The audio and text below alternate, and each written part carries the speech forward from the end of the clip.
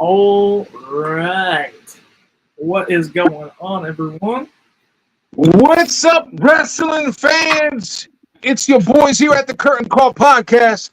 I'm the Spanish Fly. That's my tag team partner, Nacho. And we are ready to go. What a couple weeks it has been. A little vacations here and there, but we are back on the grind and excited to talk. What's up, man?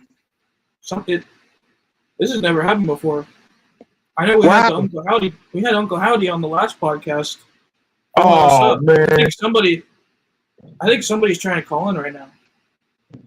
I don't know. Let me add him to the call. I don't know. Let me see this. What the? And hey, big shout out, all right? Big shout out to all of my friends over at the Curtain Call Podcast, the #1 pro wrestling podcast of all time, all right? Once again, big shout out to the Curtain Call Podcast, the #1 podcast of all time. And hey, big shout out, all right? Big shout out to all of my friends over at the Curtain Call Podcast, the #1 pro wrestling podcast of all time, all right? Once again, big shout out to the Curtain Call. Oh my God. Yo, thank you. It's not out there, man. Much love. Stuck around and talk for a little bit. You didn't need to leave. Man, what a nice. That's so nice of him, man. You're so kind.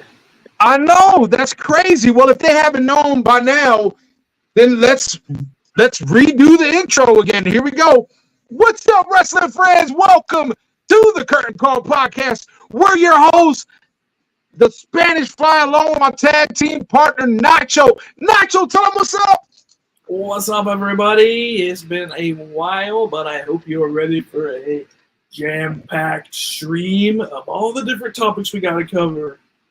I've missed this, and I cannot wait to get back into the swing of things now that we're back. And I hope you're all ready to get back into the swing of things with us. Man, I'm so excited to be doing this again. We got a lot of catching up to do. But before we do anything and go any further, Nacho, do you know what time it is? Trivia time. On this day, back in 2007, on a Monday Night Raw, Edge and Christian made their way out to the ring. And everybody thought it was weird because they weren't coming from the stands like they usually did. And Edge said these words. I know everyone's kind of wondering why we are not coming through the fans. Well, it's a bit too much. But for those of you that have flash photography, we're going to give you a 5-second pose. And the 5-second pose was created right there on Monday Night Raw in 2000. And back right there. I'm sorry, not 2000. Back in the year 2000 on Raw. And the last thing is a bit of sad news. Back in 2003 was the day, on this day, 2003 was the day that Miss Elizabeth passed away. So, bit of sad news. But with the Edge and Christian thing, making the 5-second pose, that was pretty, that was iconic, and it started something new. But now that we got that out the way, Nacho, I'm going to get you a better trivia the next time. But Prince Nana, doing that for the Current Call Podcast. Much appreciated, much love. And Nacho, I'm ready to get this thing rolling. We already got people watching. We got people listening. Make sure you leave your comments and everything. If you want our opinion on something, or if you agree or disagree with something, please let us know. And don't leave, because at the end of our recap, we're going to be talking about Uncle Howdy, and I'm going to take you down the road of what has happened, what has led up, and a bit of breaking news not too long ago sent by WWE, and things are starting to heat up. And spoiler alert, we might see it as soon as Saturday. But Nacho, let's go with it, baby. Let's go. What we got on the first topic? Right. first topic, which isn't, I guess, this is a little bit of a announcement for the podcast. I've been teasing it for weeks, and I finally got it done. We are on TikTok. So get on the TikTok game before it gets banned at the Curtain Call Pod.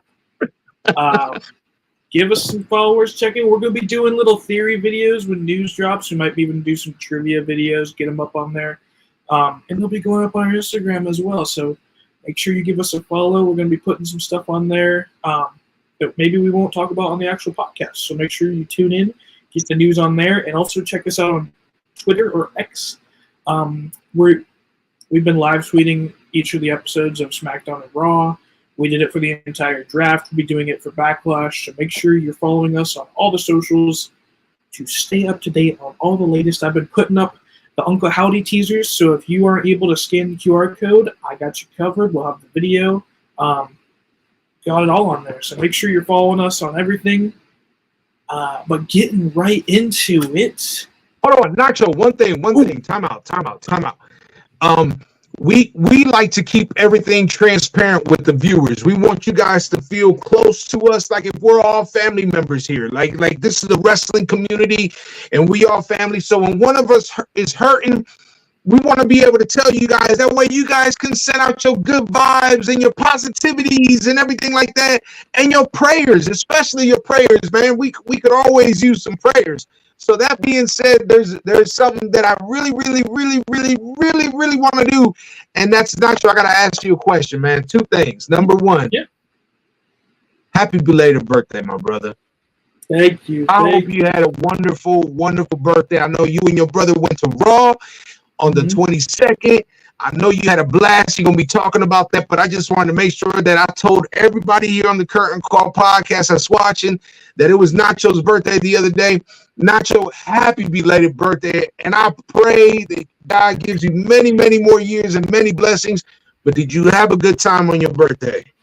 Oh, I had a blast. I saw the cake. I saw the cake, the piece of cake you was eating, and even though you didn't send me no cake, and we live in the same city, and even though you didn't say, "Hey, Spanish Fly, yo, come by, grab some cake," that's cool. But did you have a good time on your birthday, man? That's the first thing. Absolute great time. Absolute great time. Got to spend the day with my family, all the people that I love, and I can't complain. It was great. Good. And the second thing, when we said about, when we're feeling hurt and we want people to send their prayers and all that, Nacho's brother's been a little under the weather. Nacho, how's your brother doing, man? I'm glad to say he's doing a lot better. My man, there you go.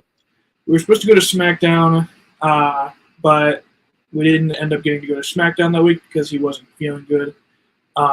Luckily, we still got to watch the episode together, and I'm happy to say he's doing a lot better, and I appreciate all the love and support from you.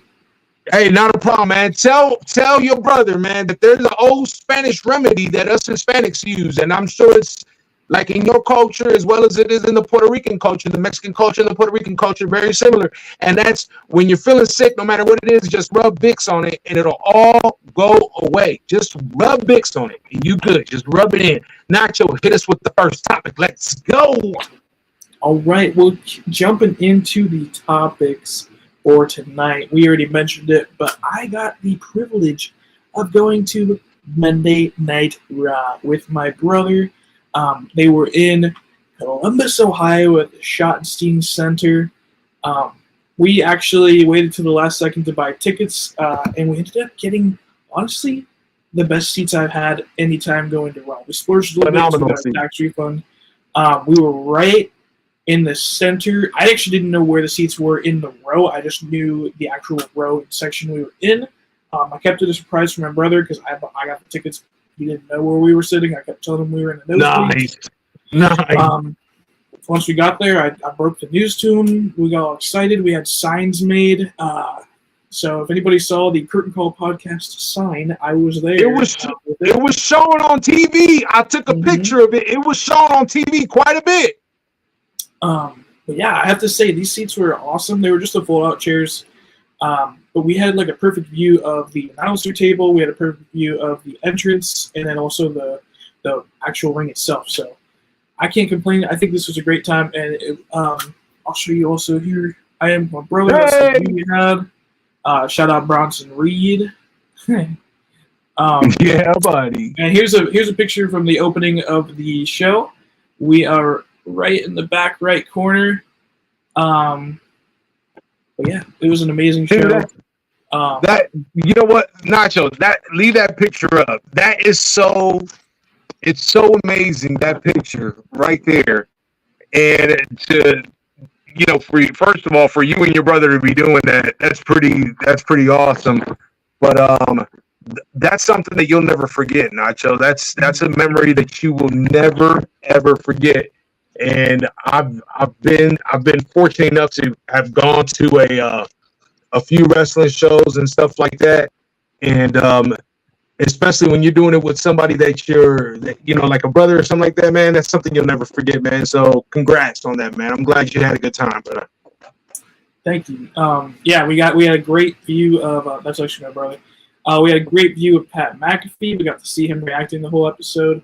And for me, I mean, it was fun watching the show, but the most fun part for me was seeing my brother, because he ended up being sick after the show. So, oh man, it was great seeing him reacting to things and just being happy. But that's also, cool. I will say, perfect timing for me. I don't think I told you about it. For me, as soon as we sat down, and as soon as they were announcing the opening matches for main event, I got an email from my bank saying that my card was being used to buy Starbucks gift cards. Somebody had spent $400 of my money to buy Starbucks gift cards, and so I spent the first opening match of Ivar versus I can't even remember who it was. My brother probably will comment and say who it was. I spent the first match of that trying to get my card shut down and just closed off to try to at least get through the rest of the show before getting that squared away. So we started off with a little bit of a scary moment, but luckily I was still able to enjoy the show, and we still had a great time at the end of the night. Nacho, listen to me, Nacho. You, out of all people, know how much I love Starbucks. You know, Nacho, I'll go to Starbucks every morning. Sometimes I'm the first one at Starbucks. Sometimes I go twice in one day. You know, Nacho, for the past 7 years, even through pandemic, I have not missed one day of Starbucks. But I did not use your card. That's for sure. It was Ivar versus Apollo. Well, I'm glad you got that squared away, man. Yeah, we ended up getting it figured out. We still had a great time at the show, and special thanks to Raw for just putting on an amazing show, and I can't wait to go back again. Cool. Let's go with it. All right. Getting into our show, we are going to start off by talking about the WWE Draft. So I know a lot of people have some mixed opinions on the draft this year. I know a lot of people I heard online were not too pleased with it. Some people were okay with it. I didn't hear the most positive reception to the draft. So before we get into the actual draft picks, I want to hear what you thought of the draft as someone who has been watching wrestling for a lot longer than I have. What did you think of the draft this year? So the first night of the draft, I was like, nothing's happening. This really sucks. Yeah. I thought it was horrible. I was like, nothing is happening. But then I got a reality check, and the reality check is each show has great star power. Mm-hmm. And if you know you have great star power, it's like a football team, right? You have a great team. You've made it to the playoffs. But you don't want to change a bunch of pieces to get to the Super Bowl. You know you just need a piece here and there. So when you look at it like that, I could understand that not a lot of major changes happen because the shows are great as it is. So you got to look at it like that. okay, we're willing to lose this person to gain this person, but we don't want to lose this person. We don't want to lose that person. We don't, so I'm kind of glad that it wasn't a whole bunch of wrestlers just swapping places. It really looked like a draft. You keep your strong, you go aside the ones that aren't that strong, and you call up some newer talent. If you look at it like that, Nacho, I think it was actually a really good draft. Yeah. But at first, I thought it was horrible. Yeah, the first night was rough. I definitely was talking to my girlfriend. She did not. It was her. She's been watching for like less than a year. So she was completely turned off on it. She was like, "This is dumb. Why are they promoting this?" They're like, what? My brother was the same way. He's been watching for around the same time as me. I had the same kind of vibes. But on the second night, at least, we did see some more switch ups. Yes, the second night was good. The team get broken up, which they really last year. I would say I was more disappointed because they kept hyping up a tag team getting split up. All the tag teams were saying they had to compete together to show that they didn't need to be broken up, and then not a single tag team got broken up. At least this year, a actual faction was split up after the events of something that happened at my show. So, do you have anything else to add to it before we get into the actual picks? No, like you said, the second night of the draft, that Raw was an amazing draft, especially towards the end there. It was really, really good. In parentheses, I think I love the way they had a crowd at NXT. Yeah. So while the draft was going on, the crowd was with NXT, and it allowed the crowd to watch Raw or SmackDown with the NXT superstars. That I thought was phenomenal. Seeing the emotions on the ones that are called up. We don't know if they know in advance that they're being called up. I tend to believe that they don't know because the raw emotion and the tears that they had, I think, was amazing. We knew Dragunov was going to get called up. Him dropping the belt, we kind of saw that coming. But even he probably didn't know, are they going to really call me up, or am I going to go on to just try to get my title back? So it was cool. You lose Dragunov, which was a big star in NXT. But, man, you gain Wes Lee back. And that was very emotional yesterday. Wes Lee making his return after a long hiatus. So, it balances things out again. But I thought it was a good draft. Second night, a lot better. But all in all, I thought it was a really good draft, man. Yeah. All right. So I prepared slides, just pictures of the stars that have been either shifted from show to show or stars that have been drafted up. Okay. So we're going to go through SmackDown first. Yep. Slide up so I can go through these. All right, first off, Shinsuke Nakamura is now on SmackDown, which I tweeted out. Let's bring back Rick Boogs and bring that tag team back. I liked Rick Boogs. Bring it back. They were on SmackDown. I don't know how you feel about this. I kind of said it jokingly because Cody is the star on SmackDown, and I feel like every time Cody has something going on, they always throw Shinsuke Nakamura at him. What do you think about this pick for SmackDown? I love Shinsuke Nakamura. I wish they would have used him more, but now that Triple H has really taken over the realms, I think you're going to see stars like Shinsuke. You're going to see stars like Finn Balor. You're going to see these guys really, really, really get pushed. And I dare to say, maybe not against Cody, but I dare to say that before this year is out, there is a possibility that Shinsuke, if not this year, by next year, he will be world champion. Definitely, because the man is that good. And he's not going to another company because he re-signed his contract. So he's a Triple H guy.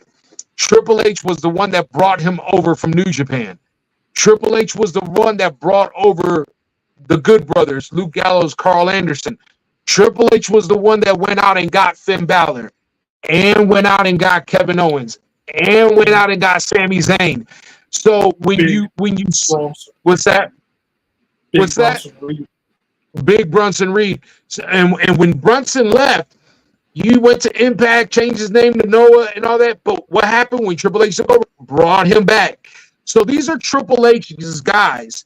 So that's why I don't get upset when I see the Good Brothers on the NXT, because we have to be patient for whatever it is, the storyline that they're going to build with them.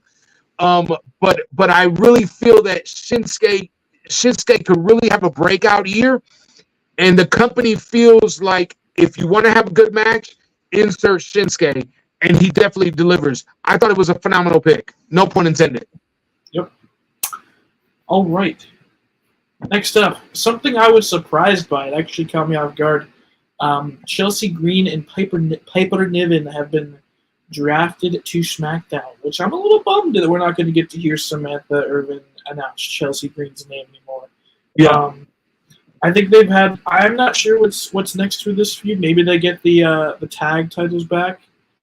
Maybe they introduce a new women's tag titles to have it on both shows like they did with the men's. I don't know.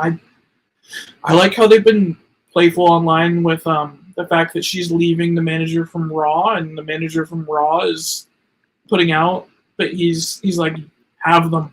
Good luck with them to Nick Aldis. Have them. Yeah. Good luck, because I don't want to have to deal with them anymore. Yeah. I'm kind of bummed out as well, because we're not going to be able to hear that Chelsea Green. I thought that's just great that she does that. But also the interaction between Pierce and her is funny. It's hilarious, and we're not going to get that. I would have loved to seen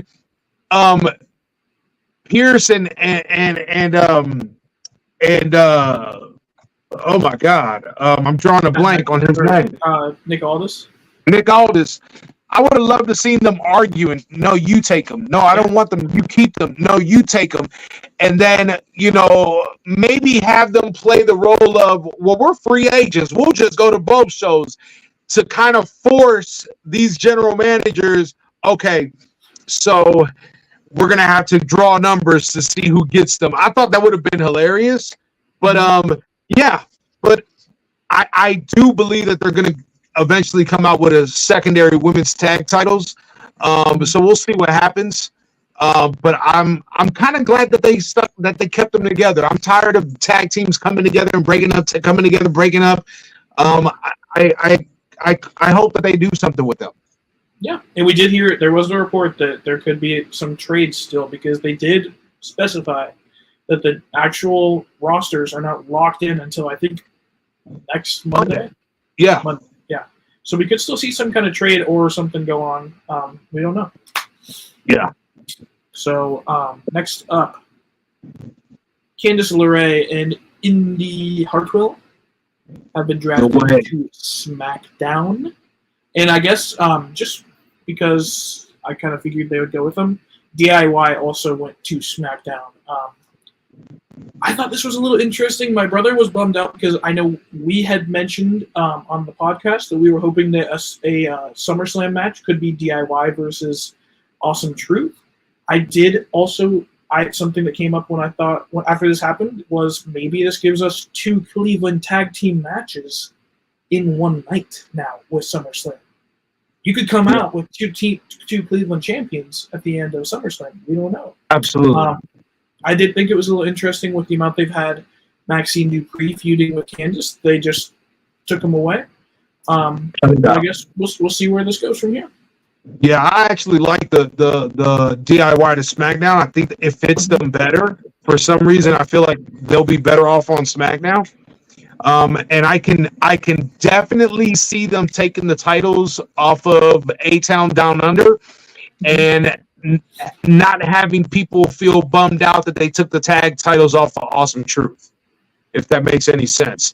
Yeah. So I think that if you put DIY in the tag match against A-Town Down Under at SummerSlam in Cleveland, Ohio, and Johnny Gargano walks out as tag team champion, boom. I think that's a humongous pop. So I'm cool with this. Yep. Next up, we had Tegan Knox, someone who we haven't seen much from recently. I don't know if they're going to try to develop her character anymore. I'm not sure what could really go down with her. She was kind of paired up with Natalya for a while, but I'm pretty sure Natalya stayed on Raw. So, yeah. It's sad because she's such an amazing talent. She's so amazing. When she was in NXT, her feud with Dakota Kai, amazing storytelling, but she really hasn't done much on the main roster. Hopefully, with this switch, maybe we'll see more of her. Remember, they're talking about a women's secondary title. Yep, they just introduced one on NXT. Yeah. So they got the NXT, what is it? The North American. The North American title for the women's that's going to be coming out soon. But remember, these women that are on the main roster that are not doing much, but you know that they can put on a show. I don't mind if they do what they did before, like with a man, I don't know why I'm losing names today. Well, Mandy Rose was an amazing, she was okay on the main roster, but they sent her down to NXT. She became the longest women NXT champion that there was. So, and she built her character up even more. She got over like crazy. Her wrestling was even better. So maybe this is something that we might see later on with other female wrestlers like a Tegan Knox, where if the crowd isn't getting behind her or if she's floundering around on the main roster, send her down to NXT and let her do something down there. But yeah, hopefully we can see some from her. Then she could build herself up and somebody else. Absolutely. Yeah. Next up, Nia Jax, which I was a little surprised with for the amount of promotion she's had with Liv Morgan and Rhea Ripley. I don't know what star on SmackDown she with going forward. This one puzzled me. How do you feel? Well, what I thought was cool was I was thinking the same thing. I was like, who's she going to feud with? But then she comes out there and what does she do? She takes out Bayley right away. It's like, you know what? If I'm coming on this show, I'm going for the top dog right away, and I'm taking you out. Sure. And her wrestling has gotten better, man. Her wrestling really has gotten better.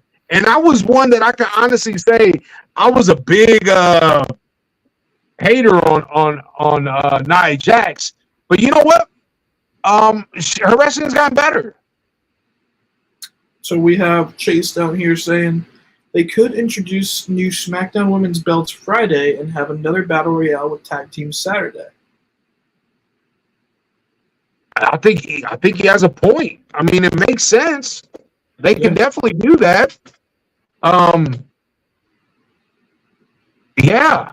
I don't think that's a problem at all. You take someone, man, how can you? Let's think about this for a second. You can have a battle royal You could have to determine. I mean, unless you want to do it for SummerSlam, you could have two battle royals. Yep. Since there's a lot of women on that SmackDown brand, you could, let's say there's 10 women on SmackDown, right? Mm-hmm. That are not in a tag picture, or that are in a tag picture. You could send 5 and 5, or something to that effect, where if you do 6 and 6 or whatever the case may be, you could do half of them on one, half of them on another SmackDown, and then the two winners of those Royal Rumbles go on to SummerSlam. And yeah, I mean, you could definitely do something, but I think he has a point there. Do the Battle Royal on Friday. Saturday, we got new tag women champs. I don't think there's any problem with that. I think that's a really good idea. Yeah, totally. Yep. Next up, Carmelo Hayes, which wasn't too big of a surprise because he's already kind of been displaying himself on the main roster, but still a great moment for him. And then to be able to have his match against Cody Rhodes that night, I thought that was pretty cool for him. He definitely got a taste of the main roster. Still put on a pretty good match, and I'm excited to see where he goes from here on the main roster. I'm excited to see where he goes as well. But Nacho, I gotta be a Debbie Downer right now. Mm-hmm. I don't see him going past mid-card for a while. Yeah. There's too much going on to shove him in. Let me ask you this, Nacho. Is he a better wrestler than Ricochet? No. Not in my eyes. Yeah. Not yet. So he's not a better wrestler than Ricochet. But I feel like Ricochet's his own thing. I just feel like there's too many storylines to shove him in right now and just let him slow build. Yeah. But what I'm getting at is I don't think if we're gonna take a mid-carder and put them in a championship run or to challenge for a championship, I could think of maybe 5 guys before I even think about Carmelo Hayes. So I would prefer that they take him slowly with it, but realistically. So who's the United States champion right now? Logan Paul. Okay. Who do we think Logan Paul is going to lose his title to? Yeah. Okay. So can you see Carmelo taking the title off of LA Knight? No. So that means he's not sniffing the United States title for a while. They could throw him in if they have a contender match and at least have him participate. And then later on, once he's built himself up, he could say that way he's a little like he's tied in there a little bit with both LA Knight and the US title. I can see that, but if you do that, that means he's going to lose. Yeah. And now he can't afford to lose anything right now because he has to build up that momentum. So not a lot of people that watch SmackDown or Raw, not necessarily that doesn't mean that they watch NXT. So there's a lot of people that don't even know who Carmelo Hayes is. Yeah. So, they have to he's gonna really have to get in touch with this crowd, whether they're booing the heck out of him or they're cheering him. He has to be that persona, either a heel or a babyface. And maybe as he grows his persona, he builds himself up. Maybe we can see him into a mid-card title. But nonetheless, I'm happy he got called up. I just really think that there was probably a lot more that he can do in NXT before they push that. I think Dragunov is way more ready for the main roster than Carmelo. But, who knows? I could be totally wrong on this, but it's just, how I feel. Mm-hmm. Well, getting into the next pick, something that really took me by surprise. And I didn't see any of his solo run, which is what this picture's from. But after the events of the Raw show that I was at, Kaiser attacked Giovanni. Poor Giovanni. And as a result, when they announced the draft pick, when they announced Imperium first, Giovanni was not with them. It was just Kaiser and Gunther. And after the actual show, Giovanni was announced to have been drafted to SmackDown. He wasn't even announced on the show. He was announced after it was off the air. So I'm pretty curious. I don't know if you know more about his solo run and who he could feud with, but I think this one really opened my mind a little bit. So when Giovanni went on his solo run, he actually did really good. Really good. And then they called him up to the main roster with Imperium. So he never really tapped into the potential he had. I think by him going to SmackDown, you can insert him in any feud. Mm-hmm. but for some reason, I feel like he's going to be a babyface. Okay. And I don't know. He had a good. I mean, he's a good singles wrestler. But you know how there's those guys that you look at and you go, "That's a tag team guy." Yeah. And I kind of get that vibe off of him. He's a tag team. He doesn't have anything guy. that sets him on his own. Yeah. But like I said, man, he played that character of the Italian Rico Suave type guy wearing the Armani suits, the Versace, stuff, and he played the role very well, man. Played it very well. So we'll see where it goes, man. I'm kind of excited to see it, to tell you the truth. I just wish he would have got his receipt back on Kaiser, man. He's leaving the SmackDown. He's not going to be able to get his receipt. So hopefully down the line they'll revisit that. They should. Yeah.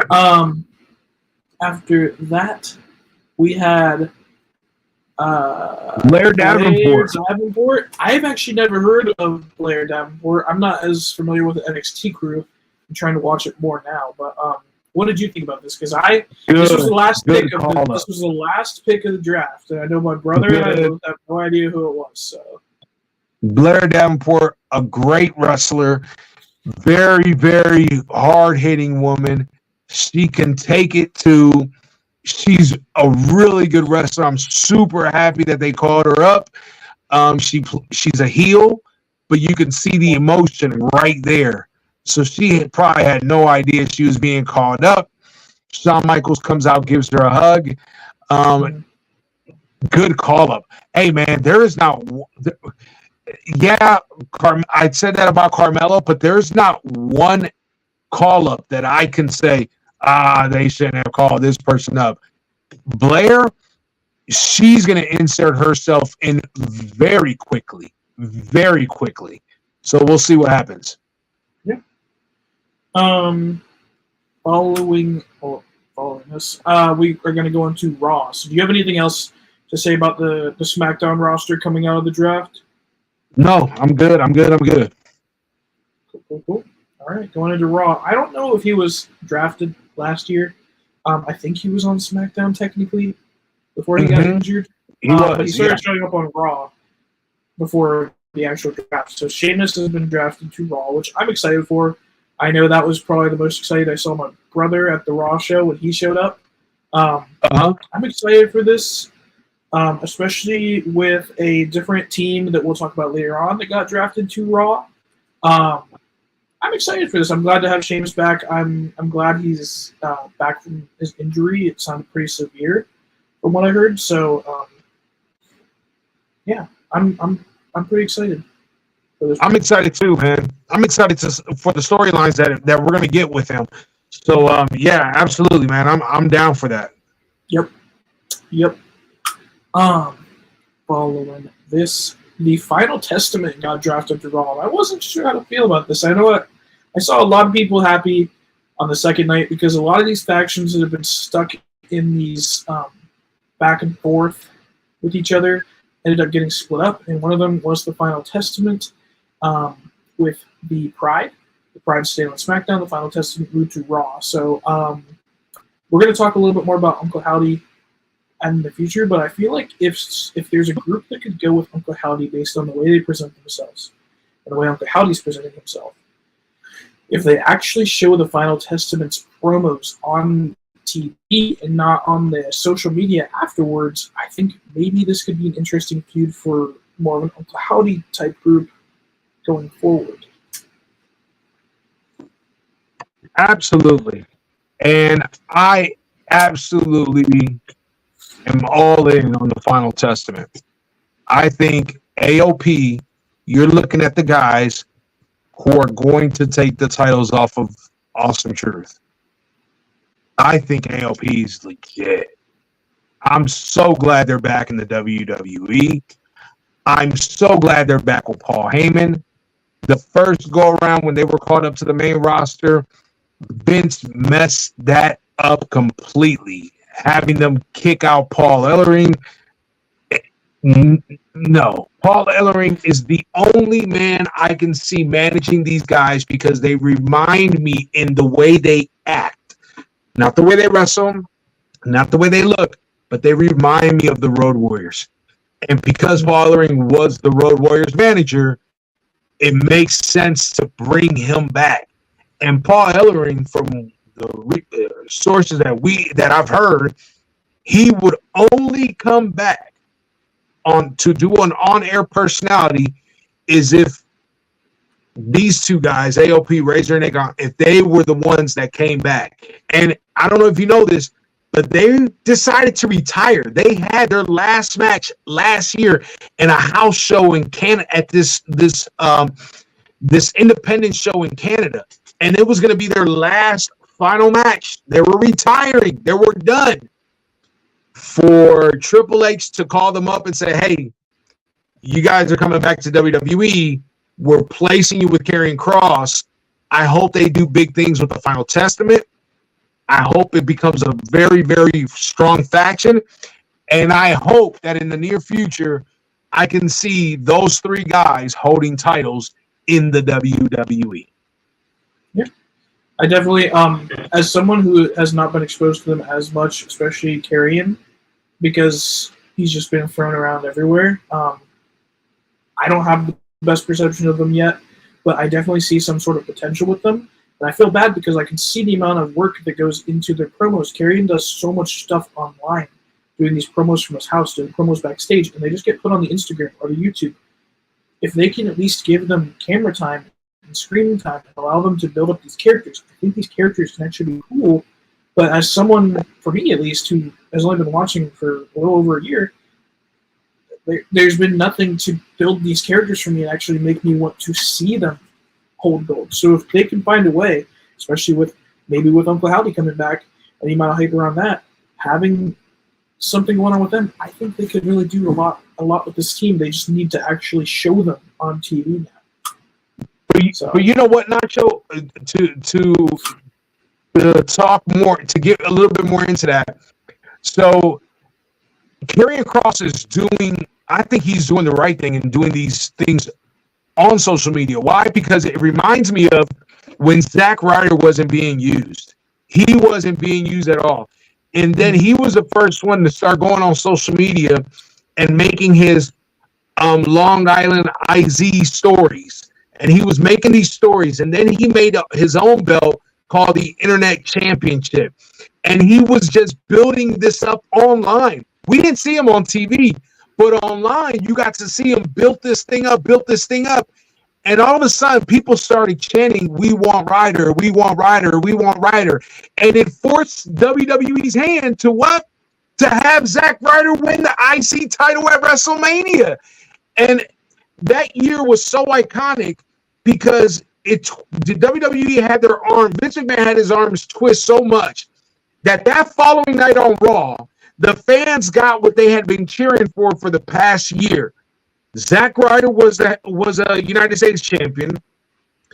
You had Daniel Bryan as a world champion, and you had CM Punk as a WWE champion, and they all stood in the ring together. And so, who knows? Maybe Karrion has that in his head and saying, you know what? I'm going to do the same thing. I'm going to have these people clamoring for us to do it. But I would say this. I do know this, that every time they are on TV, they got my attention because they can talk and they kick butt, man. So hopefully it turns out good for them. Yeah. Moving on. Braun Breaker, which he has been showing up a lot on SmackDown. Well, not a lot, because usually when he shows up, the match is over before it starts. He has been drafted from SmackDown to the Raw roster, and let me tell you, I am super excited to see this guy. Like I said just now, most of the time that we've seen him on the main roster, the match has been over like that. So I am excited to see him actually get an actual feud on the main roster with whoever it may be. Throw him in there and actually let them develop something instead of a squash match. And I think you're going to have a future title holder on in Braun Breaker pretty soon. Man, the sky's the limit for this kid. From the first time I saw him on NXT, I remember telling my boys, that dude's going to be a star. I mean, he has it. He has it. I don't want to see the squash matches no more. I got tired. That reminds me too much of Goldberg, which I don't like. It reminds me too much of Ryback, which I did not like. But Braun Breaker is that dude. When he hits them ropes, oh my gosh. You can Man, the ring. it's like a bat out of hell, man. And I love his character. Being a little nitpicky, I would love for him to use the Steiner name. Yeah. But I'll take the Braun Breaker for now.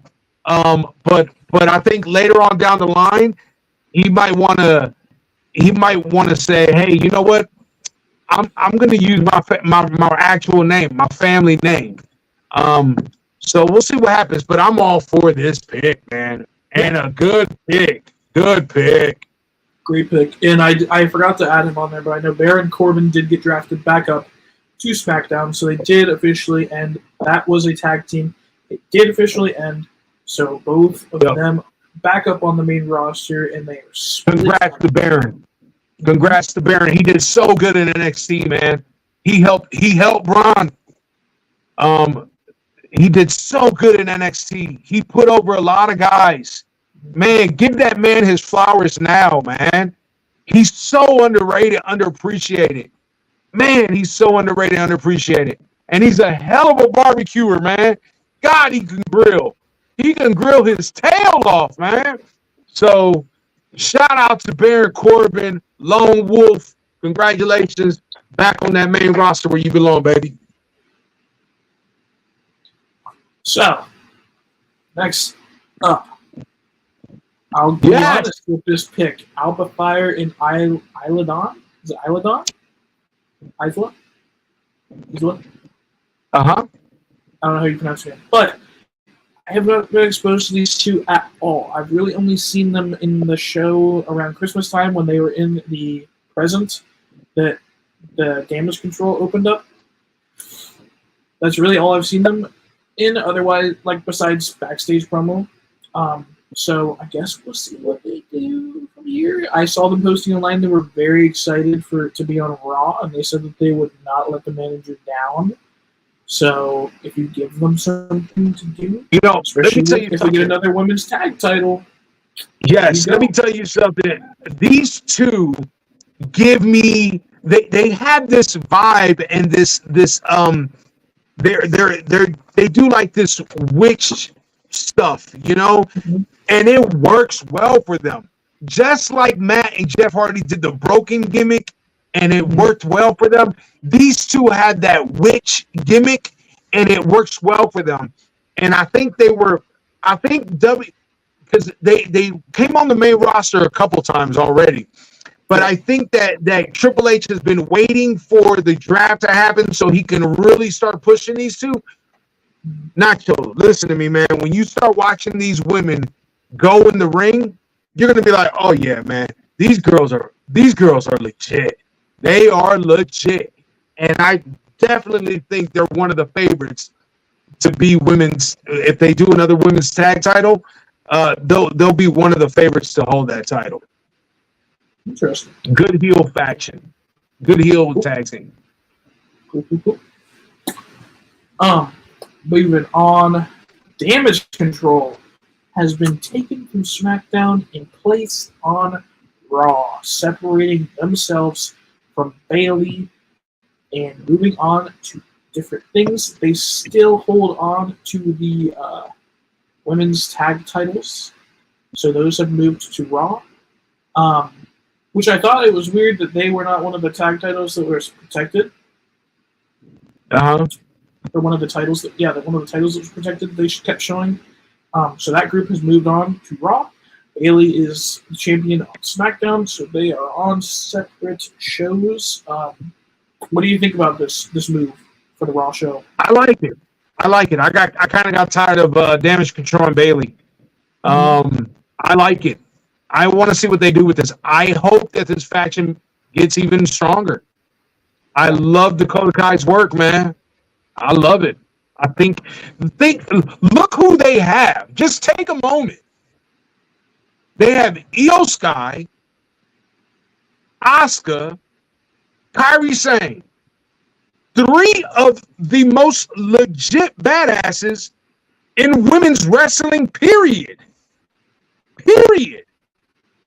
3 Japanese icons when they were over there. And then you throw in Dakota Kai to be their mouthpiece? Dude. That's all I got, man. That's all I got. I love it. I will say I want Bianca and Jade to take those tag belts off them. Oh yeah, and they will. Yeah. And they will. They will. And then let them go off on their own and develop a new storyline. Let them do a new thing. Yep. And build this faction back up from the losses. I think that'll be interesting. Next up. This one took me by surprise. Because I feel like you had mentioned before for a different group, I feel like SmackDown suits these two better. I'm not sure. Yeah. But with Sheamus being on Raw, I am interested to see if they do have him talking back to Pete Dunne, formerly Butch, now that New Catch Republic has been moved to Raw. How do you feel about this? To be determined. Not sure yet. Yeah. Because I like them. I do like them. But I don't know. I don't want them to lose all their momentum. Because they had so much momentum recently. Yeah. I don't want them to get mixed up in all the other tag teams that are on Raw and lose all that and just get stuck. Yeah, well, at least we know that they can continue feuding with the Final Testament. Yeah. Because they interfered in AOP's match last night for the tag titles of NXT. So at least we know that that's going to be a feud that's going to happen. So we'll see what happens. Yeah. To be determined. Next up, another one that took me by surprise. This one was surprising, and I saw a lot of people happy about it online. I feel like there was still a little bit of story left that they could have done before the draft with the whole Santos Escobar not being the one that attacked.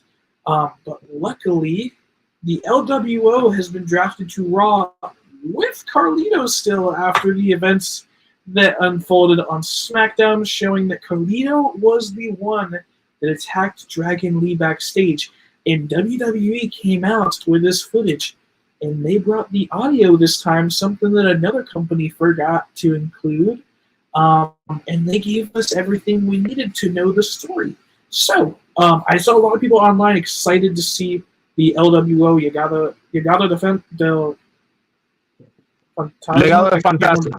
Fantastic. Okay. Everybody was excited to see that feud over with because I guess it's just been back to back.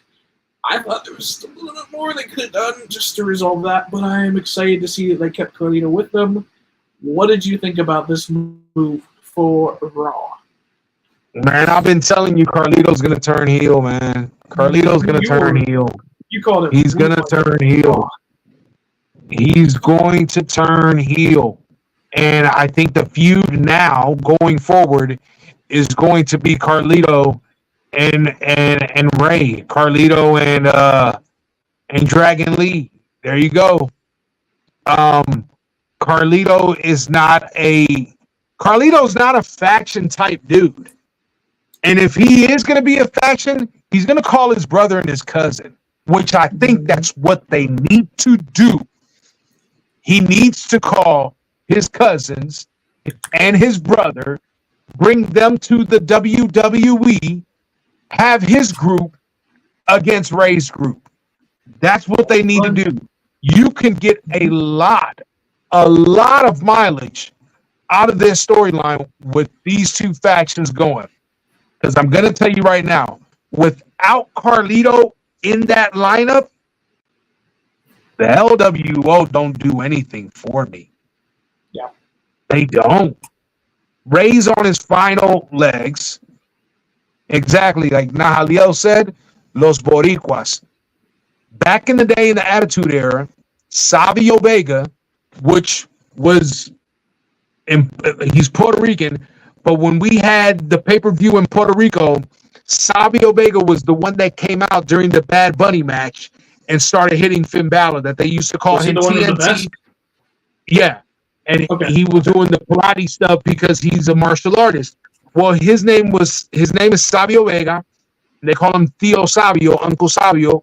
And he, back then in the Attitude Era in the WWE, he was the leader of a faction called Los Boricuas, which for people that don't know, Boricuas means it's like it's us Puerto Ricans, what we are. We are Boricuas. Just like Mexicans would be called Chicanos or whatever, or whatever they say there. We're Boricuas. That's when you know where you from. You know, you say you're Boricua, you're Puerto Rican. So he was the leader of the Boricuas. Then you had another faction called Nation of Domination. Then you had another faction called Disciples of Apocalypse. Then you had, so there was like 4 different factions, and they were all feuding with each other. You can definitely do that. And I think that Carlito knows that he's on his final run with the WWE. Carlito's not trying to be a world champion. That's not what he's doing this for. If anything, he probably wants to do what he's been wanting to do for a long time, and that's to be a producer, to be a trainer. So I really think that if he's going to have his final run, he's got to call his brother and his cousin. But man, Primo in Puerto Rico is doing amazing stuff. So I don't know how possible it could be, but I think that that's what they need to do. But we'll see what happens. We'll see. I'm definitely interested to see where this storyline's going. Yes, sir.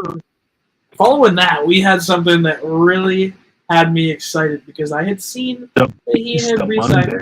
I had seen that he was in town. He got a haircut for the show beforehand. He was posting about it, and all of a sudden, the Beast himself, Braun Strowman, shows up. And let me tell you, he looks good. He was jacked. Awesome. He is jacked. Grew the hair back. Got it trimmed. And especially with the amount of stuff going on with the Uncle Howdy teases, what timing to have him on Raw. Yeah. I'm excited to see him back. When I jumped into wrestling, he was a tag team with Ricochet, and although that tag team didn't really get to go too far because they both ended up injured, taken out, I had a lot of fun with it. They were at the first show that my brother and I went to, and the match was incredible. So bringing back Braun Strowman has me super excited. Yeah, I'm good. I'm happy to see him. I hope they do something with him and what we're thinking that they're going to do with him. But it felt weird because he came back and left right away because he had got injured. So to see him back, to see him healthy, to see him in phenomenal shape, very good. When you heard his music hit, that roar, oh man, I was like, hey, okay, let's go. Let's do it. So yeah, I'm all for it. Next up, these are call-ups. Dijak has officially been drafted from NXT to the main roster. He was one of the people that was announced after the show. He was actually texting on his phone when they announced it. There was pictures going around online. He has been someone who has been very prominent online, similar to Drew McIntyre, making his presence known at the right time to build up this online presence. He's been very entertaining online, and now after his feud on NXT, he is being bumped up to the main roster on Raw. What do you think about Dijak? Hey, when Dijak was called up to the main roster the first time, they completely fumbled with that whole Retribution storyline and changing his gimmick and everything. It was the most ridiculous thing. Going back to NXT was the best thing that could have happened for him. he can go. Dijak can go. And I'm excited to see him work on the main roster the way he should have been working on the main roster the first go around. So we'll see what happens. We'll see what happens. Where do you think they're going to throw him? We got Braun Breaker. You could throw him in with them. Yeah, you could throw him in with Breaker, but I don't want Dijak to be a loser right away. I need him to win. He needs to show people. People need to not look at him and still remember Retribution. Okay. So we'll see. Yeah. Next up, Kiana James, which is another name that I've never heard of before. She was one of the first picks of the first night. Really cool to see her reacting with everyone. Shawn Michaels giving his flowers to her, talking to her, patting her on the back, giving her a hug. From what you know about Kiana James, what are you thinking with her being drafted? Man, one of my favorite NXT female wrestlers. Every time she comes on TV, I tell my boys the same thing. There's something about her that clicks. I like when she comes out with her handbag. She usually has it loaded with something. She plays up to the role. I am excited to see where she goes. I can see her with a big singles run. I can also see her tagging up with someone like Liv Morgan. So, very interesting what having Kiana James comes up to the main roster. Very, very, very well deserved. And she put in the work. When she first came into the company, she was, not that seasoned, very green, but man, she put in the work. And she's the real deal, man. You're going to like her. I guarantee you're going to like her. I'm excited. These new faces. Names I got to learn. Next up. Another one that I'm not too familiar with, but I at least know of her because of her feud with Becky Lynch. Valkyria. She won the women's title, which I'm not sure which title it is. She won it from Becky Lynch when Becky was holding it on NXT. Yeah, she won the NXT women's title off of Becky Lynch. Okay. So I'm definitely excited to see her come up because although I haven't seen too many of her matches, if there's a women's name that I hear from NXT a lot or see on the commercials, it's hers. And I'm definitely excited to see what she will bring to the main roster. This is a very interesting pick, and let me tell you why. She's very good friends with Becky Lynch. Becky Lynch was basically her tutor, her trainer, got her into it. So from the same place over there in Ireland, when Becky drops the belt and Becky doesn't know what to do, man, team up with her. These girls can go. Let them have a run with the tag titles. I don't mind that. But all I know is that she's going to put on some great matches, whoever she goes up against. So very well deserved. Good to have her on the main roster. Yep. I think the final pick, the final person of the night that we're going to talk about is one that I was excited about. Ilja Dragunov. Yep. This, I don't even know what to call him because I've seen a couple of his matches. And every time they are bangers after bangers after bangers. He has a persona. He has this character down. I just can't wait to see more of him on the main roster. I definitely am. I want to go back and watch more of his NXT run whenever I can because he has it down. I don't know how much you've seen on social media of him. He posts working out. He does these crazy workouts. He's got it for me. I don't know. He's probably the person to call up that I'm the most excited about. Yeah, he can definitely go. That's for sure. His NXT UK run is crazy. His match against Gunther, phenomenal. Wow. And so they could always revisit that or he could be that third member of Imperium. He could be, but they did ask him. They asked him. They said, what do you have to say about being drafted to the same show as Gunther?" I think it was Walter when they fought before, but as Gunther, Walter. He said it feels like fate. It feels like They definitely have some unfinished business, and that's a match that they can have with no titles because it'll be that good. So we'll see. Excited? I'm excited. I'm excited. So that, I'm pretty sure, is the end of our. Yep, that is the end of our draft talk. So do you have anything else to say in terms of how you're feeling coming out of the draft? Anything else you want to touch on before we move on? No, I'm feeling good about that. I'm feeling good about it.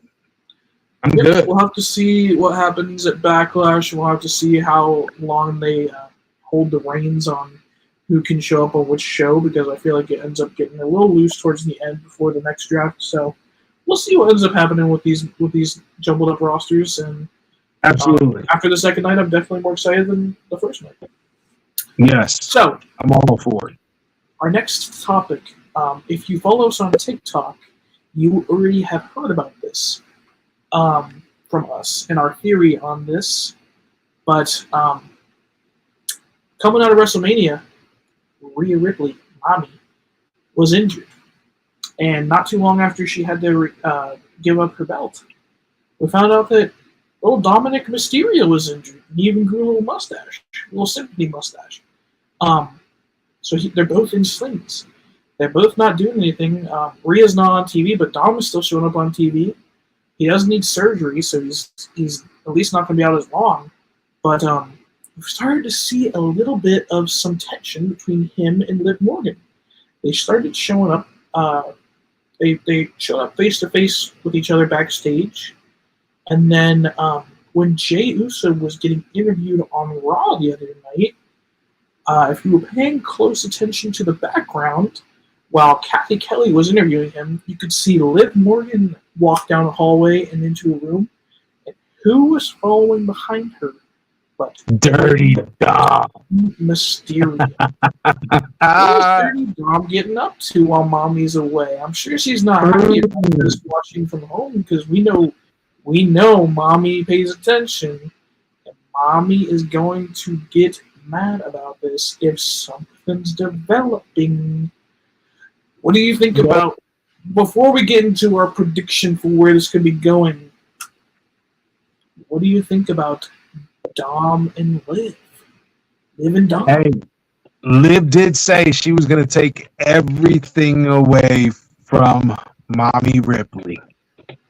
And that includes her little Dom. Mm-hmm. So, the Judgment Day is already falling apart. The Judgment Day is falling apart.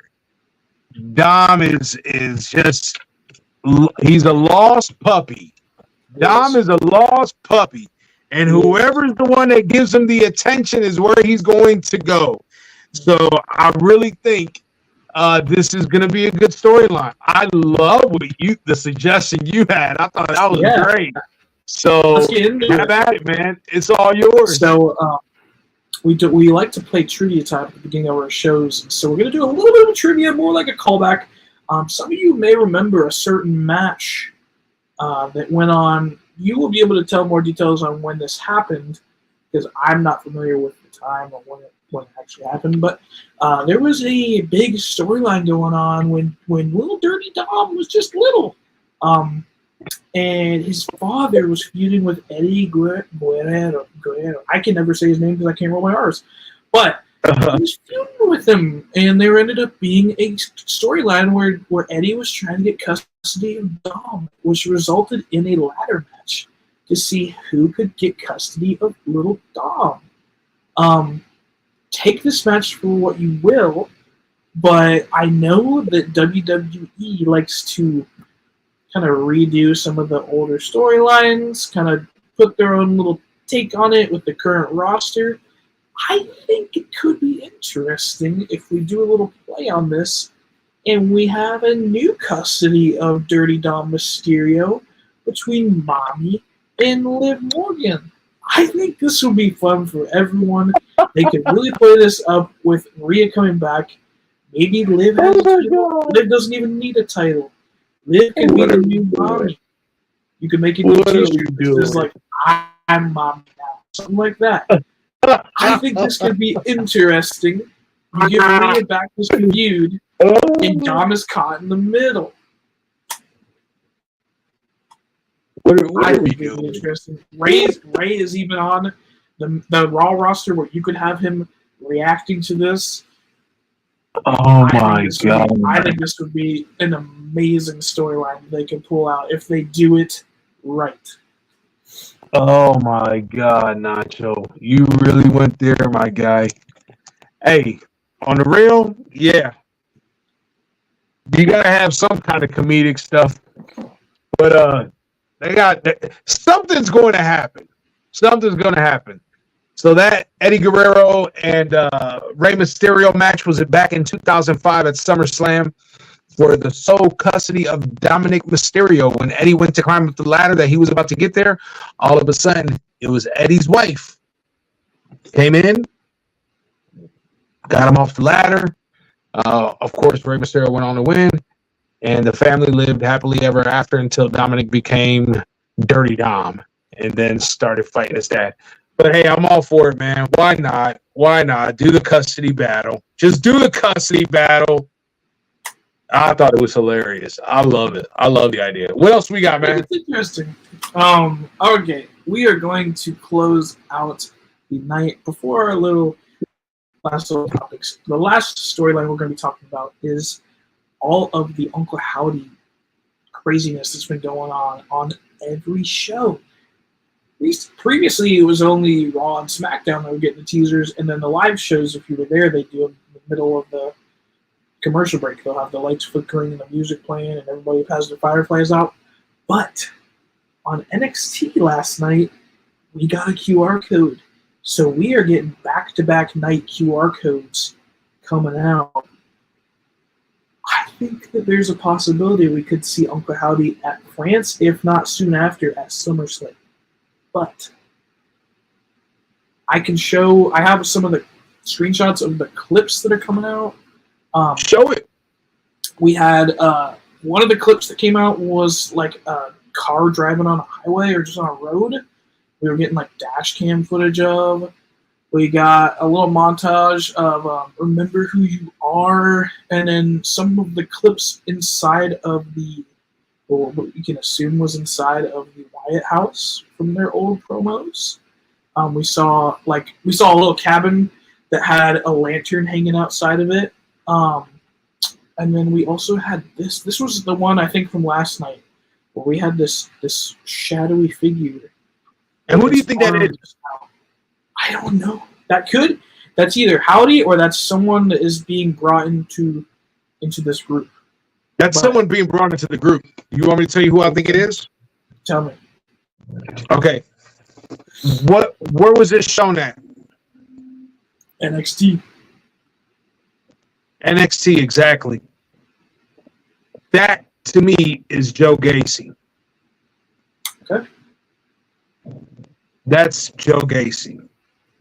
One of the guys I think that's going to be in this Uncle Howdy family. I really think it's Joe Gacy. He fits the mold of his style, his character. He fits it. And I would not be disappointed if that was the case. Mm-hmm. Why do you think that we might see him in France? Can I ask you that? The only reason I think we might see him in France is because they're happening so frequently now. We used to have them spaced out. Now they're happening every single show. And they keep saying that I think it's something like that it's getting near on the little montages they're showing. That's the main thing. Can I read you something from the QR code from last night? Hit me. In one of the fast clips that were showing, there was a plaque that read something. Mm-hmm. And you could only see 1, 2, 3 words, skip, 4 words, skip, 5 words, okay? Okay. But if you've heard this saying before, you know where it's from. So I wanted to fact check this, and I went ahead and I typed it up to make sure I was correct. So the saying on the little plaque of the screens that were going out said, "Give me your tired, your poor, your huddled masses yearning to breathe free in the wretched refuse of taming shores." And you're probably saying, what does all that mean? Exactly, what does all that mean? Where is it from? That is on the plaque of the Statue of Liberty. The Statue of Liberty. Now you're probably saying, Spanish Fly, what does that have to do with Uncle Howdy? And what does that have to do with France? Who gave the Statue of Liberty to the United States? France. France gave the Statue of Liberty to the United States. I believe we might see Uncle Howdy in France.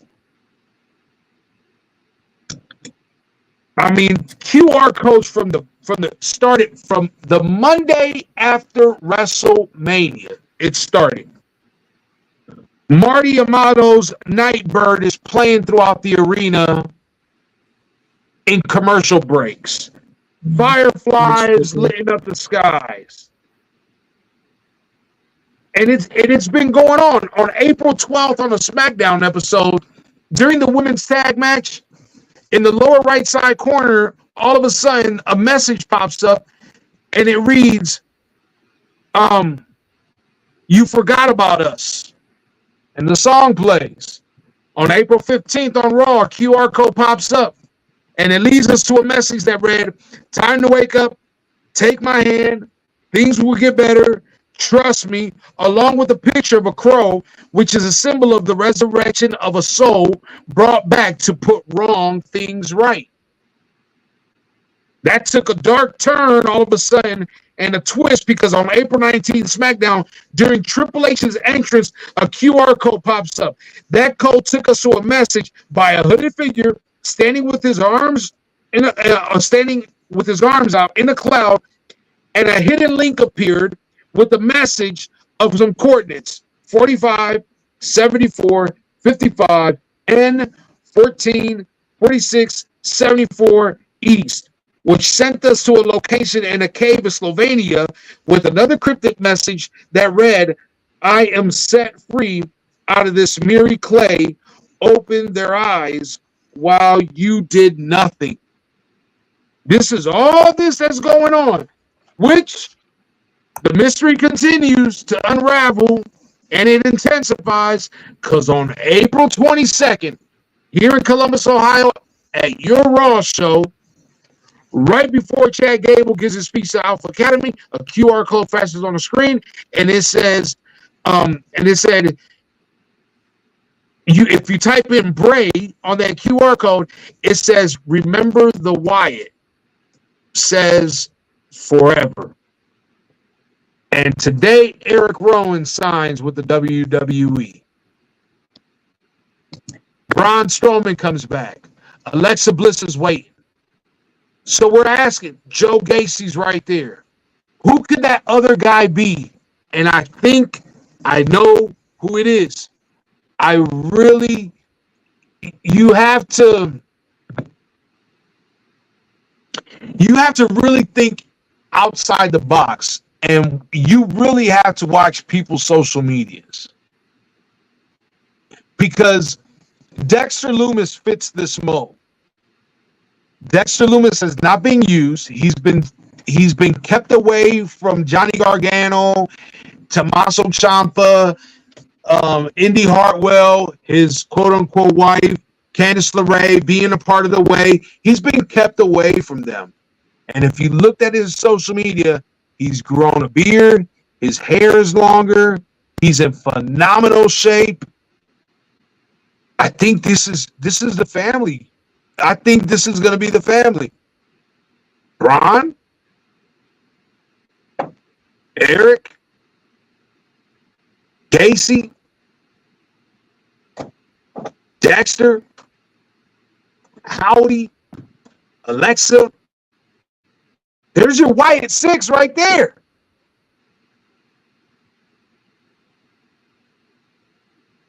At the end of the day, Nacho, whatever they do, this has kept us all thinking outside the box. The same way when Bray was gone and he was the cryptic messages of the White Rabbit, now we have the Black Crow. It's been an amazing, amazing ride. And I can't wait for it to all be revealed. Because then, once we see the whole picture, we can see exactly. We can become matchmakers and fantasy book things. And this is exciting. And to me, this is what wrestling is all about. To keep us on our toes, the excitement. And this is a great story, man. Yeah. It's a great story, Nacho. And the only thing that hurts is that Bray's not here to see this, man. And I think that's what's going to make Bo Dallas become the greatest version of what he can be, is because he's not only doing this because it's his career, he's doing this to honor his brother, man, his brother's vision.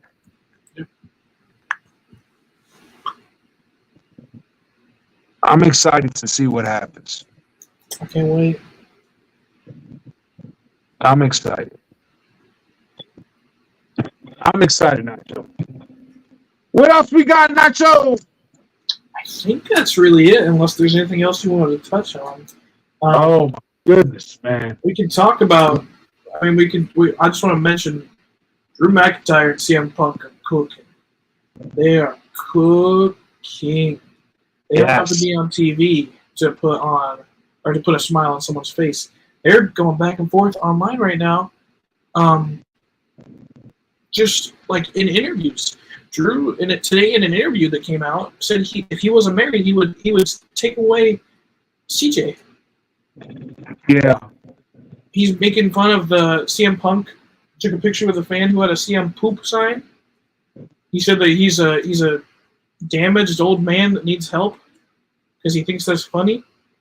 They were chasing each other in the arena. These two, I'm almost more excited for Drew McIntyre versus CM Punk than I am for Seth Rollins versus CM Punk. Yeah, absolutely, absolutely. Another thing I want to be able to mention, and I want to talk about, I really want to get into really deep into this conversation, is about the bloodline. When you thought the bloodline was dying out, this story is just getting started and it's getting better. We already saw Tama Tonga come up. The signing of Jacob Fatu. How's he going to make his return? When is he going to make his return? Is it going to be in France? And I'm excited where this is going, man. This is exciting time to be getting. There's storylines everywhere. There is storylines everywhere. And this is what's so frustrating that AEW can't figure out. I don't understand why AEW can't figure this out. Now, and we're not going to get into it with the Bucks now turning on Tony Khan and all that, because that's been that story has been done over and over and over and over and over again. I don't understand why they can't come up with better storylines. WWE is doing the right thing right now with their storylines. Yeah. Because if you don't like one storyline on the show, there's another storyline. There's several storylines on Raw. There's a few storylines on SmackDown. There's storylines on NXT. There's storylines from one brand to the other. This is what it's all about. Everybody has something that they can tap into if they're not liking one thing. There might be a storyline that I'm all for that you might not like, but there's storylines that you like that I might not like. But guess what? we can sit down and watch a 3-hour Raw or a 2-hour SmackDown and enjoy the totality of it. And right now, the greatest things that's going on right now in the WWE, Drew McIntyre, CM Punk, and now Sheamus comes involved. You have Braun Strowman showing up, Eric Rowan signing, Uncle Howdy vignettes. You have Seth Rollins when he comes back. What happens? Damian Priest and the Judgment Day falling apart. Then you have Mami gone, so Dominic is out playing around. You have Liv Morgan. You have so much going on. And a 3-hour Raw doesn't even feel like 3 hours when you're done watching it because so much action's happening. So we really need to get into the Bloodline storyline. Maybe we can do another video this week, but we really need to tap into that, and we need to tap into that CM Punk and Drew McIntyre because Drew McIntyre just re-signed his deal. So all those people, all those fans that were saying, oh, Drew McIntyre is going to AEW, Drew McIntyre is going to AEW, Drew McIntyre just signed his deal. And it was endorsed by The Rock. With a sword. A man of his word. So Nacho, we'll see, man. We'll see what happens. We really got to get into another video. We've been going now for about an hour and 30 minutes. We got to do another video this week. Just in case we don't get to a video, at least before Backlash, I do want to drop my prediction for when Jacob Fatu will show up because it was reported that he'll be this week. So I have a theory on the moment and how it happens. Last thing for the episode for us to talk about. What is it? Y'all are going to have to wait for us to come back. I think during this tag match, Solo has a certain style that he likes to show up in. For any time he disrupts one of Roman's matches, shows up in a black hoodie and attacks someone. So I think during this tag match of the Bloodline versus RKO, I think we're going to see Jacob Fatu run in a hoodie and either Samoan Spike or do something to one of the people. And that'll be his introduction at Backlash. I think he might be on something. Well, if we don't make another video this week, be ready. We will be making a video talking about the Backlash recap. And whatever you do, all you wrestling fans, make sure you just enjoy the pay-per-view, the PLE event. Enjoy it. I know it's coming on Saturday in the early afternoon. A lot of people doing things. Hey, man, go out and enjoy your day. But just enjoy wrestling. Enjoy the storylines that we're having right now. Big things are happening in the WWE. But not only that, big things are happening here at the Curtain Call Podcast. We appreciate all you love and support. If you haven't by now, go ahead, be our guest, and join the family, the Curtain Call Podcast family. Click on that notification bell, subscribe, like the video, share with your friends and family. Hey, we're just two guys who are in love with wrestling and want to talk about wrestling. To us, we're passionate about it, and we love to get you guys' feedbacks. If you have any questions, if you have anything at all, just message us, send us some comments. If you have a topic that you want to hear us talk about, we are willing to do it. At this time, I'm going to pass it to my boy, my tag team partner, Nacho, and he's going to tell you about all the social medias we have. Nacho! Yes, sir. I'm pretty sure on all social medias we are either Curtain Call Podcast or The Curtain Call Pod. Look us up. It's the same logo as you see on our YouTube channel. Linked on our YouTube channel, so it's easier for you to follow. They're linked on all the other social medias, so once you find one, you'll be able to find all the others. If you follow us on Twitter, we're going to be live tweeting all the events, all the episodes, so you can be the first to find out where that Uncle Howdy QR code leads or when that special appearance happens. If you follow us on Instagram, you'll be able to know when we are maybe featured on Big Bronson Reed's page. We were featured on Big Bronson Reed's story the other night, but you didn't see that, so you got to follow us so you can see. You follow us on TikTok. Maybe if you leave us a comment on TikTok, we can do a quick video talking about a certain topic, and it doesn't have to be a whole video.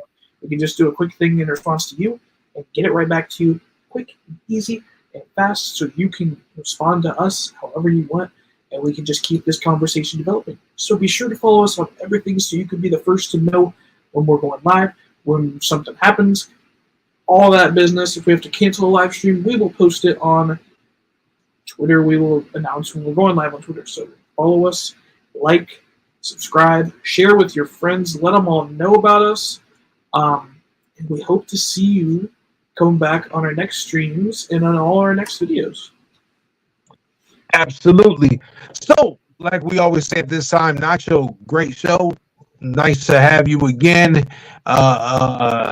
and back in full effect, and we're ready to do this.